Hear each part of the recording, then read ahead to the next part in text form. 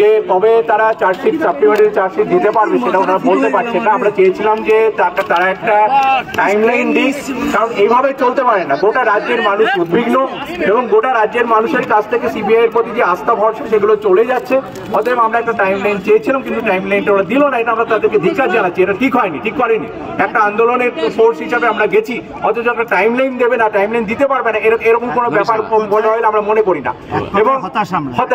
এবং দ্বিতীয় কথা হচ্ছে, আমরা যেটা পরিষ্কার বলেছি যে এই যে ঘটনাটা ঘটেছে, যে আপনারা চার্জশিট দিতে পারলেন না 90 দিনের মধ্যে, তার জন্য যে সন্দীপ ঘোষ এবং অভিজিৎ মন্ডল যে জামিন পেয়ে গেল, সে ইন্টারিম হলেও আজকে সেটা কি করে হলো, 90 দিনের মধ্যে কেন দিতে পারলেন না? এর আগে আমরা 6 বার এসেছিলাম, তখন বলেছিলেন যে চার্জশিট দেওয়া হবে, কিন্তু সাপ্লিমেন্টারি চার্জশিট দেওয়া হবে, কিন্তু সেটা কেন দিতে পারলেন না?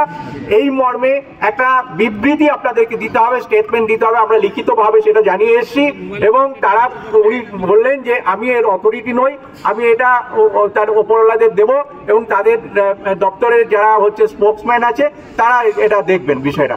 আমরা চাই যে ওনারা বিবৃতি দিয়ে বলুন, জানান মানুষের কাছে যে কেন তারা দিতে পারলেন না।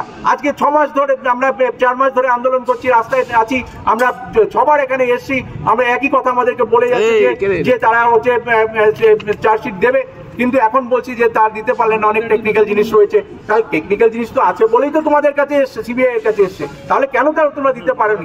এই বিবৃতি কিন্তু দিতে হবে। এই বিবৃতি যতক্ষণ না দেবে কিন্তু আমরা কিন্তু এই চাপ রাখবো, আমরা এই দাবি থেকে কিন্তু আমরা এই দাবি কিন্তু ছাড়বো না। এবং কত দিনের মধ্যে দেবে তারা সাপ্লিমেন্টারি চার্জশিট সেটাও আমরা দাবি জানিয়ে এসেছি, আমরা লিখিত দাবি জানিয়ে এসেছি। অতএব এই দাবির ফলো আপ আমরা করবো। যতক্ষণ পর্যন্ত না তারা এটা করছে ততক্ষণ পর্যন্ত কিন্তু আন্দোলন চলবে। পশ্চিমবাংলার আজকে ডাক্তার সমাজ, ছাত্র সমাজ, সাধারণ মানুষ আজকে কিন্তু আরো দুর্বার আন্দোলন গড়ে তুলবে, এই আহ্বান আমরা।